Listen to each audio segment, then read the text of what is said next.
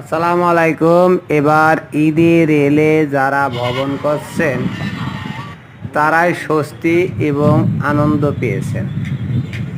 কারণ দেখুন, 27 থেকে 28 রমজানে কোনো ট্রেনে যাত্রী নেই, পুরা ট্রেন একবারে খালি। ট্রেন যায়ও যেরকম খালি, আসেও এরকম খালি। কারণ এটা হলো তার চিত্র।